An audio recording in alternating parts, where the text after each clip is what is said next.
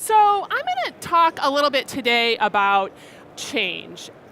I'm going to talk about a couple different kinds of change. So on one level, I'm going to talk about some technology changes that many of you may be living through, and also some organizational changes that are going on in a lot of businesses. And I'm going to talk about how that impacts you as an IT ops professional, as an IT ops team, and specifically related to monitoring environments. So I'm going to start at a very high level, talking about IT transformation. And so we have been asking people in our surveys about IT transformation. Here we just asked, is your organization currently undergoing an IT transformation initiative? And loads of people are. So 57% of the IT decision makers who we surveyed said they are indeed going through some form of IT transformation. And we wanted to drill down a little bit more, and so we asked them to rate the level of IT transformation going on over the next 5 years. So this is future looking. We said, how much IT transformation do you think you're going to need in your organization? And 75% said moderate to significant transformation. That's a lot, right? So that's the bulk of people think that, a lot, moderate to significant IT transformation is going to be needed in their organizations over the next 5 years. So let's talk a little bit about, why this is going on. And I would argue that there are, the top goals that IT organizations have are driving these IT transformation initiatives. So here we asked, what's the most important goal for your organization's IT environment over the next 12 months? So this is over the next year. This was a survey we did this year.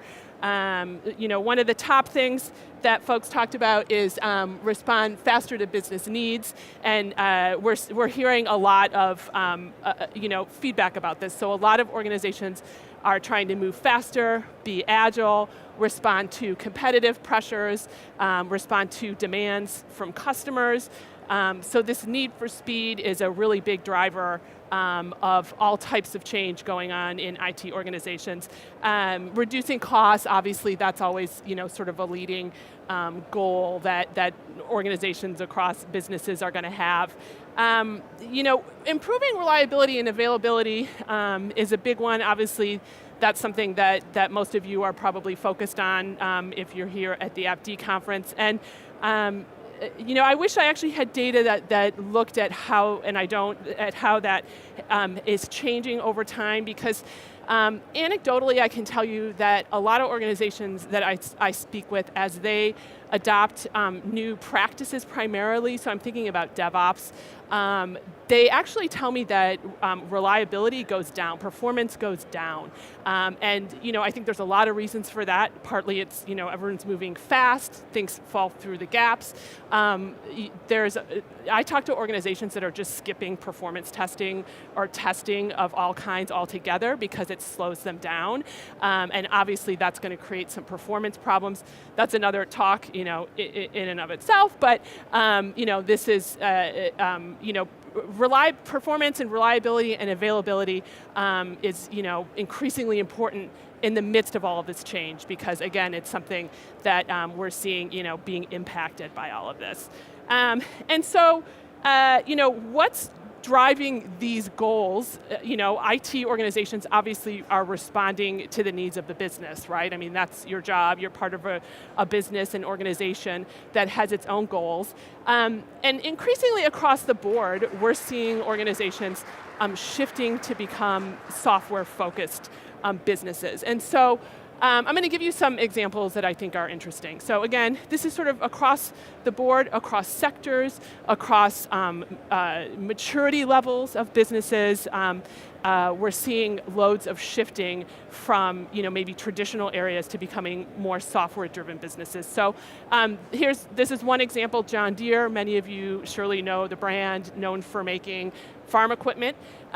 So this, John Deere last year said that they would have more software engineers than mechanical engineers in 5 years. That's a very clear indication that they're increasingly focusing on software development. And in their case, that's both software that runs some of the equipment that they build and sell.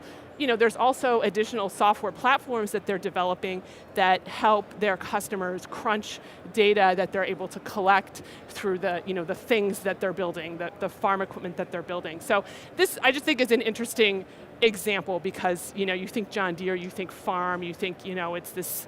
It's just this thing you do in real time with some equipment, but in fact, this is a business that's increasingly relying on software. I've got a couple of banking examples here. Banking, it's interesting because the financial industry, I think, has this reputation of having to be super careful in terms of privacy and security, but I find that they're very often on the cutting edge of adopting new technologies, and in these cases becoming more and more software driven. So Capital One said their business is really about building digital experiences. I love this quote from this dude from Royal Bank of Canada who said that they're an IT company with a bank sign on the door. And incidentally, the last time I checked, I looked at Capital One's not internal, but their jobs board, and they were hiring something like, I think it was like 4,000 software related people. So clearly very focused on software. And then my final example is Ford, and many of you may have seen that last year they made this pretty giant investment in Pivotal, $182 million. That's a pretty significant investment. And the CEO of Ford told Reuters that one of the big drivers for this investment was so that they could move faster, help Ford speed software development.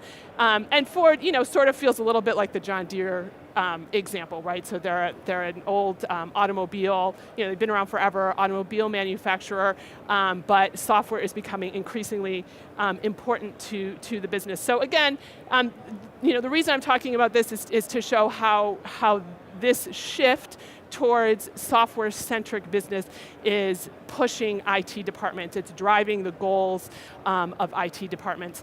And so now I'm going to shift a little bit and talk a little bit more about technology. So, what is the impact on these pressures that IT departments are feeling? So one is they're experimenting with all kinds of new technology. So this was just a real general question. We said, which of the following technologies or solutions has your company evaluated or adopted for production scenarios? So one thing I find interesting about this is it's sort of across the board and kind of evenly distributed. So there's all kinds of technologies that folks are experimenting with, right? And the idea is to see if these tools can help drive your IT and your business goals. I'm going to focus here a little bit on three that you see here. Those are DevOps, containers, and cloud, because those are three things that I'm seeing have a real impact on monitoring environments and also IT organizations. So let's start with DevOps. This is sort of all the buzz. Everyone obviously has been hearing about DevOps over the past couple years. You've probably heard 100 different definitions for what DevOps is. I'm not going to necessarily give you my definition of DevOps, but what I'd like to share with you is some commonalities we see with folks who are successfully using DevOps practices. So in successful DevOps shops, I tend to see changes in these three areas. So one is organizational changes. I think that's probably pretty obvious, right? So where maybe once you had very siloed software development organizations and operations organizations, you're seeing at the very least better collaboration and communication between those organizations, and in many cases, within individual people who are taking on new responsibilities that sort of span those two practice areas. So, and maybe not incidentally, we call this DevOps, but I'm seeing it not just related to developers and operations staff. So, the real successful agile businesses that I talk to that are using DevOps practices are including other previously siloed or specialist functions within those organizations. Could be testing, could be database pros, could be networking folks. So there's just a lot of sort of breaking down walls within organizations to enable the benefits of DevOps. And that leads to cultural changes. So in some organizations there's sort of an animosity, isn't there, between certain groups within IT. Everyone, there was a reference earlier this morning about the finger pointing and the shortest time to not being the one to blame for an issue, and that creates a bit of animosity sometimes that is not helpful. And in healthy DevOps organizations, we see this, this breaking down of organizational walls, creating some cultural changes because there's empathy. You have a closer working relationship with folks that are in, adjacent specialties. You have an understanding for their jobs and their needs, so it's a cultural change. And then obviously there's some process changes that happen in terms of, those process changes are also often accompanied by new tools. So CI/CD tools, various types of tools that help these organizations move quicker and be more agile. So moving on to cloud, so we're seeing a lot of adoption of DevOps, also seeing a lot of cloud adoption, obviously. I could have flashed here a slide that showed, cloud adoption trends over time. I think everybody here, knows that it is continuing. Cloud adoption of all kinds, of all forms of cloud continues. What I thought was interesting about this is that what we asked here was, over the next 2 years, how important will the use of cloud computing services be in meeting your organization's broader business goals? And that really struck me because, for years now we've been talking about cloud in terms of what it can do really from a technology standpoint, right? So if you adopt cloud, maybe you can scale much easier. You can take advantage of the capabilities that the cloud provider has built into its platform. You might be able to save costs. So there's technology advantages that have traditionally driven cloud adoption. But we're seeing it becoming increasingly important to the business. The business benefits when IT organizations shift to the cloud. This really made it obvious. So 54% that said that over the next 2 years cloud would be very important to their business. 33% said moderately. So, this is really becoming a business driver, and that's going to continue to drive cloud adoption over time. Another interesting thing going on in cloud adoption is that we are really increasingly seeing that it's a multi-cloud world. So, it used to be that folks would add, an infrastructure as a service player, maybe for just a discrete app, and you might otherwise have, a whole bunch of on-prem workloads. But we're seeing this real interest in using different clouds of different forms. And, it's this idea of choosing the best execution venue, whether that's because it has the right cost point that you're looking for, or because that cloud platform meets the particular needs of the application or the workload that you want to run on it. So the question here was, which of the following best describes how your organization will use different on-prem and off-prem environments over the next 2 years. So again, this is forward thinking. This is over the next 2 years. We've still got the bulk, so 33%, a third, still expect to be in a single cloud environment.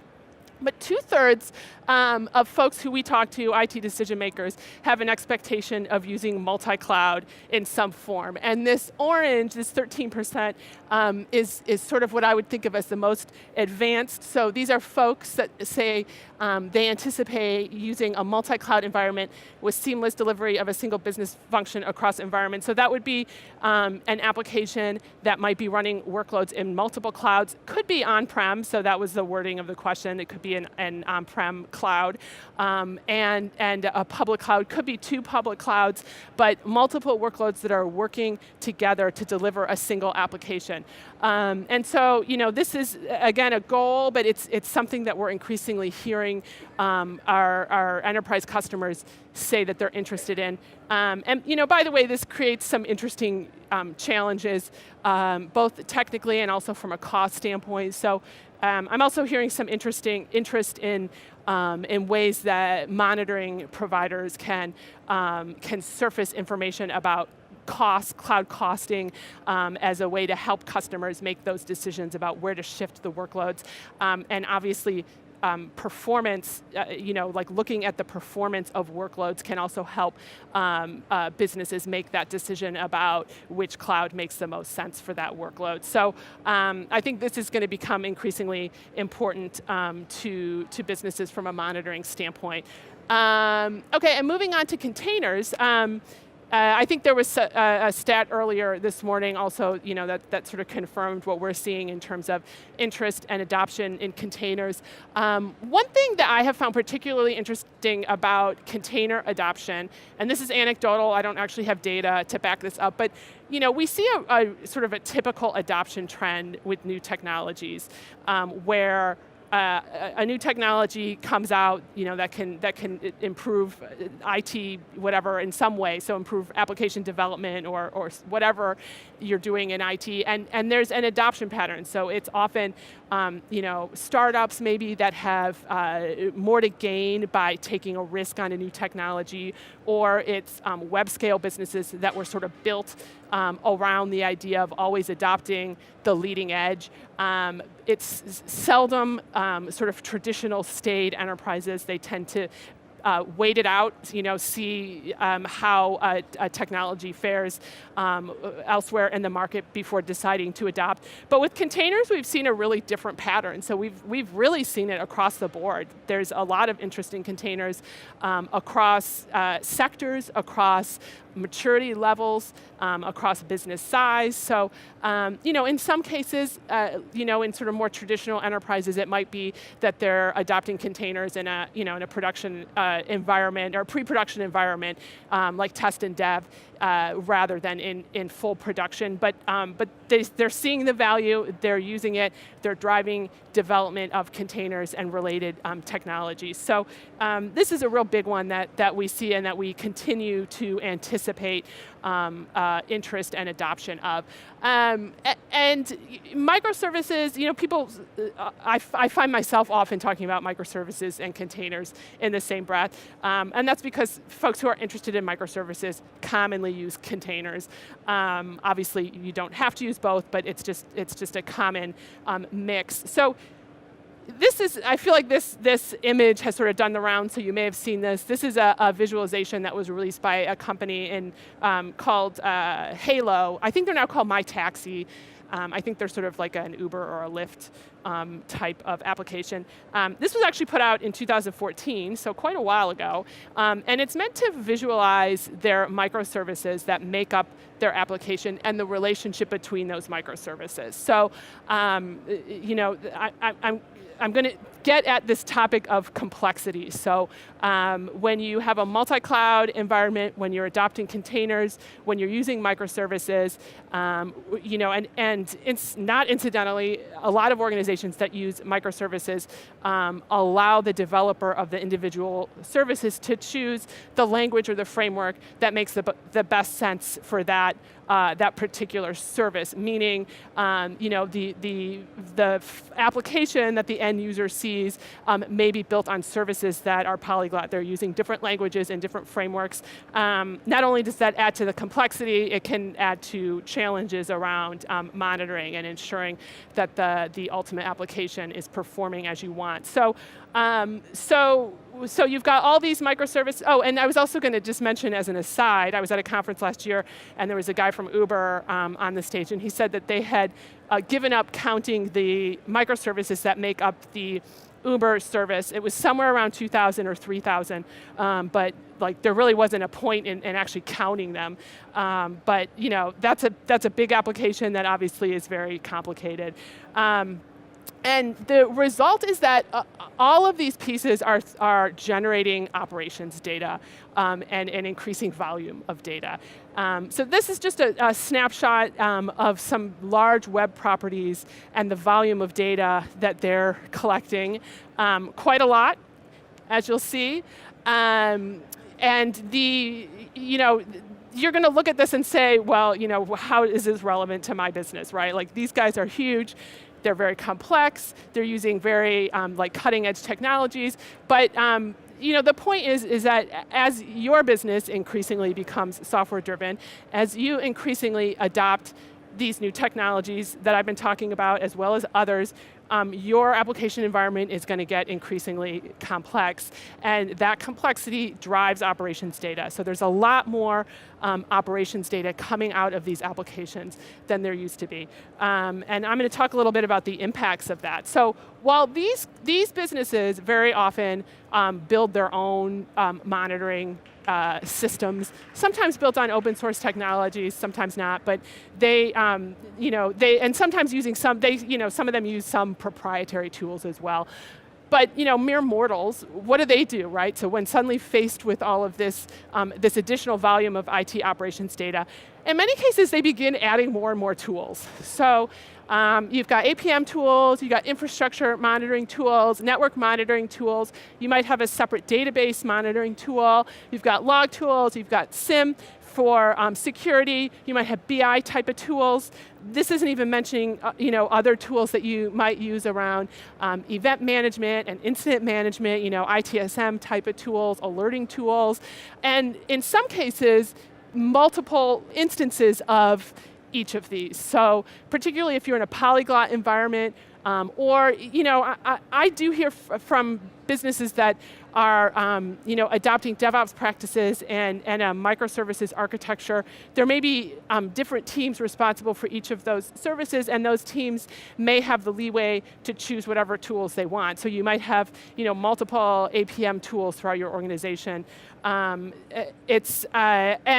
never the twain shall meet. So these are most often these are very siloed, and so this results in sort of the finger pointing that we all hear about and maybe have experienced, because one tool might be surfacing some data that seems to indicate a problem somewhere else, but the specialist responsible for that somewhere else is using a tool that's showing something totally different. And so obviously slows down root cause analysis, slows down mean time to resolve, and is generally not very helpful. This I just am flashing for fun. It's Zebia Labs puts out, y'all have maybe seen this too, because I've seen this around, but they call it the periodic table of DevOps tools. And my point here is that there are a lot of tools out there that are helping organizations adopt DevOps practices. Adopting these tools does not mean that you're successfully doing DevOps, but these tools can help. But they also add complexity. So these are not necessarily all monitoring tools. They're all different kinds of tools, but they also have interesting data that you might be interested in seeing from a monitoring perspective, and you may not be able to based on whether or not they're integrated with your tools of choice. So let's talk a little bit about what you can do about this. So if you're in a situation where you are adopting more technologies that are increasing the complexity of your applications, and you're using legacy monitoring tools, you're going to probably face some problems. And these are some common issues that I hear people complain about and sort of talk about slowing them down. So one is, a lot of legacy monitoring tools don't have the scale that you're going to need in this environment that's producing so much more monitoring data. So they just weren't built at a time when people needed to look at all of this data. So I hear people talk about their legacy monitoring tools falling down. They just shut down basically with the amount of data that you might be trying to feed into it. They also often can't handle ephemeral environments. So if you're using containers or microservices, you might be, the more advanced organizations might be spinning up containers up and down at a potentially relatively fast cadence. If your monitoring service is only collecting data about your environment every 15 minutes, you could very well completely miss the existence of a container. So that's a problem that I'm hearing about, particularly in these more advanced environments. Some of these most legacy tools have at this point added the ability to monitor in a cloud environment in some fashion. Could be just ingesting the data that the cloud provider is offering up, like CloudWatch from AWS.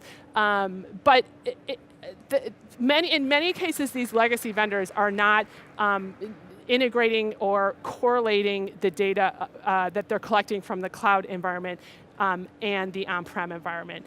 And so you're looking at these different dashboards, and if you have workloads running in both environments that are supporting a single app, that can be really not particularly helpful. So, and it's not only cloud, so there's sort of often a lack of kind of end-to-end visibility in the legacy tool. So they may not have the ability to show you sort of throughout the application and the infrastructure what's going on. And they very often lack sophisticated analytics.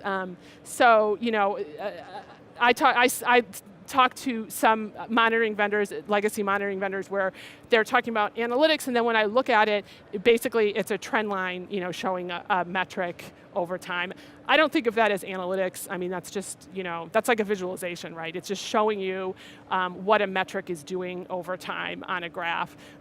It's not particularly sophisticated, and it's most definitely not going to help you in an advanced environment where you have loads of data coming in and where you have a very complex architecture.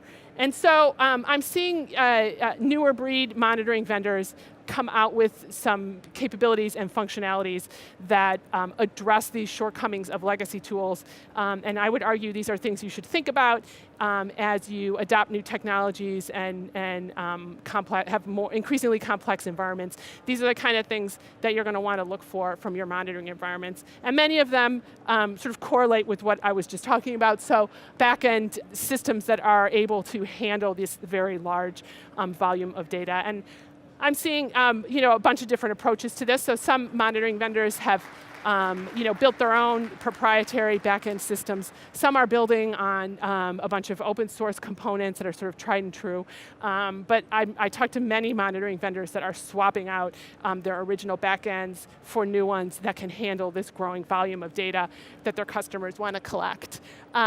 They increasingly are offering an end-to-end view, and whether that's by collecting data about each step along a transaction themselves, or through integrations with other tools that can allow a visualization that shows each step of the way and can help pinpoint where problems might be happening. Context is becoming increasingly important when I talk to folks that are using container and microservices environments. And this is sort of on a number of levels. So one is, say you're responsible for a microservice. You don't only want to sort of narrowly be looking at performance information about your service because it's not in a vacuum. So your service might be running on infrastructure that a neighboring microservice is also running on, and perhaps that neighboring microservice is impacting the performance of that infrastructure and thus impacting the service that you're responsible for. So you need this context of what's going on around you, what's impacting what's important to you, whether or not you have ownership of that. Context is also important in a container environment where containers are coming and going, because you may have a workload that's running in a container, and then the container might move, but you need to understand the relationship between that workload that's running in two different containers in two different places. So context becomes increasingly key for being able to troubleshoot. Granular data collection to deal with ephemerality. So people used to talk about 5-minute collection cadences, and more and more vendors are supporting like a second. So you can collect data every second to ensure that you have granular enough data to really understand what's going on when you have performance problems. Automation is, I feel like, could also be, a totally separate talk. So, this is one of those perennial themes that comes up time and again. And there's been this fear, right, over time of automation. So a lot of organizations don't want they're afraid of just being like, yeah, when you see this problem, just automatically restart the server because there's a couple of sort of really well-known horror stories out there of folks who have allowed automation that ended up actually causing a problem or significantly exacerbating a problem. But as we're collecting more and more data and applying more advanced analytics, the automation potential is better, it's smarter. And there's also sort of different levels of automation going on, right? So I very often hear about applications where a monitoring system can suggest a response but require human intervention to press a button to kick it off. But even that is a big time saver for the end user. So at that point, the system has already pinpointed a problem, maybe looked at the historical response to similar problems in order to surface what's probably the best way to remediate that problem, and then lined it all up for you, and all you have to do is push a button to set it going. So I think automation is a capability that becomes increasingly palatable to users and can become a real time saver, and it's something that I'm seeing become available more and more in monitoring tools. And then finally, advanced analytics. So this tends to be of the machine learning variety, and again, something that's really important as you collect more and more data, because it's not human readable. You can't just look at this data as it's coming in and make intelligent decisions based on it. You need some help. And I want to talk a little bit, just for like one more minute, about machine learning, because it's such a buzz right now, and I think there's probably some eye rolling going on out there. I think there's a lot of hype around it. There's a bit of misunderstanding around it. But I thought it would be interesting to talk for just a minute about drivers for machine learning. So, it's not just like this marketing hype that companies are putting out to, I don't know, sound sophisticated or something. There's real reasons that machine learning is becoming hot right now and is becoming increasingly embraced by vendors and valuable to end users. So one reason is that there's just more and more data. So I'm talking specifically today about the IT ops use case, but there's data, more and more data being generated across the enterprise as digital transformation happens. So as more pieces of the business become digitized, there's just more data. I mean, that's obvious, right? So there's more data. That data scale means that, again, as a human, you can't analyze it. You need some help. That data's not going to do you any good if all you can do is just look at it in its raw form. And then finally, compute costs have really gone down. So it used to be that perhaps you could do machine learning, but it would take so much time and be so expensive in the types of applications that we're talking about here that it just wasn't worth it. No one was going to do it. So there are some very real drivers for machine learning, and so I just sort of wanted to point that out. I think that there's a lot of value in machine learning applications, and I guess my advice to you would be to just ask a lot of questions as you're talking to your vendors about it, so you understand what it is, and you're not just adopting some new machine learning tool because it's all the rage. And so let's talk a little bit about the benefits. If you're in this scenario where you're adopting advanced tools, you're collecting more and more data, and then you're shifting to more advanced monitoring systems that can help you make sense of this data. I would argue that the benefits are both practical and strategic, assuming that you're someone in IT or ops. So the practical benefits mostly sort of amount to time savings. So if you're using an advanced monitoring tool, you hopefully are reducing alert fatigue. So most modern tools that I see, rather than just kicking off alerts about every problem in an individual piece of your application, they're able to group the alerts and say, hey, like all of these problems are actually related to one incident. And so hopefully sort of reducing those horror stories around just getting tons of meaningless alerts. And by that same token, these tools are able to help you speed root cause analysis. So they are grouping all of these alerts together and helping identify either what happened first or what's sort of causing this knock-on effect, so that you don't have to just dig through all those alerts and try to figure out what the cause was. And then by that same nature, shrinking mean time to repair. And incidentally, I'm seeing a lot of interesting developments in monitoring tools that are tracking the responses to incidents as a way to notice what solved a problem historically, to be able to present that information to users so that they can more quickly solve problems. And then finally, take advantage of automation. So there's all these new automation capabilities out there, and again, that can help save a lot of time. And with all this extra time, I would argue that you have some strategic benefits that can be super helpful. So one is you can work on high-profile projects. So instead of just doing the same rote thing to solve the same alert that happens all the time, that's going to be done for you, or you can better figure out the root cause so that that work doesn't have to be done over and over. You can begin to focus on something that's high value. And one thing that's high value is introducing the line of business and senior executives to the power of IT operations data. So more and more vendors that I talk to are realizing that they've developed these sophisticated analytics capabilities. They have these backends that are capable of scaling. They're flexible, so they are marrying IT operations data with business data. Obviously, you heard some of that this morning if you were in the morning keynote, and realizing that this marriage of IT operations data and business data can be really valuable to the line of business and to senior executives. And if you're an IT ops person and you introduce this capability to help these users throughout the organization take advantage of it, that's a good thing, right? It's making you more valuable and a key player in your organization.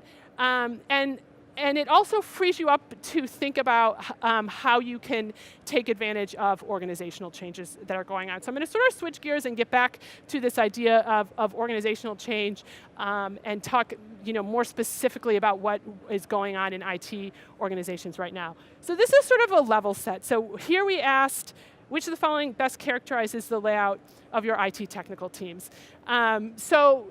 This 41% sector is the one that is really, I would think of as sort of the traditional makeup of an IT operations team. So this is folks that their teams are primarily made up of specialists. So folks that have a specialty in one area. And we are seeing this change. It's very slow, but we're seeing more organizations describe themselves as having mostly generalists. That's this 36.9% sector. And then there's also DevOps, so 17.5%.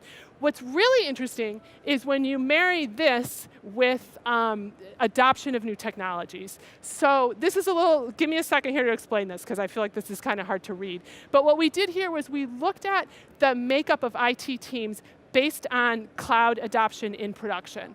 So the top bar, those are the folks that said they have cloud in broad production. They have the lowest incidence of teams that are primarily made up of specialists. That's that dark blue on the top. So they're least likely to have IT ops teams primarily made of specialists. They're most likely to have teams, DevOps teams. That's that green 25%. The generalists, which is the light blue, that's also the least likely in broad production. I think that's kind of a factor of how much DevOps that we're seeing there. I would guess that over time, my expectation would be increasingly shrinking the incidence of organizations that primarily have specialists, growing towards a mix of generalists and DevOps organizations. And this is a good thing in terms of agility and meeting business goals. It might be a challenging thing for individuals in operations departments. There's a lot of words here. I tried to highlight what I thought was important. This was a comment that we got from someone who took one of our surveys. Notice the first thing that this person said was that we have specialists, which is a problem. So having specialists is a problem for this organization. There's a learning curve, it becomes difficult. This is the thing that I find alarming. Through attrition, we address that. To me, that implies that they're not being successful at retraining and sort of repurposing folks in their organization. Instead, they're waiting for people to leave so that they can replace them with the people they need. So, I'm not showing you this to be alarmist, but my point is, if you are thinking in an advanced manner and adopting practices and tools that can really help you out, you should have the time to think about that, to lobby your boss for training so that you can make sure to meet the needs of the organization. So, at the end of the day, look for opportunities to bring value to the business, which again is a bit of job security. So if you're doing something that the business finds valuable, that's going to be good for you. And look for opportunities as organizational changes are underway and are coming, so that you can take advantage of them rather than be hurt by them.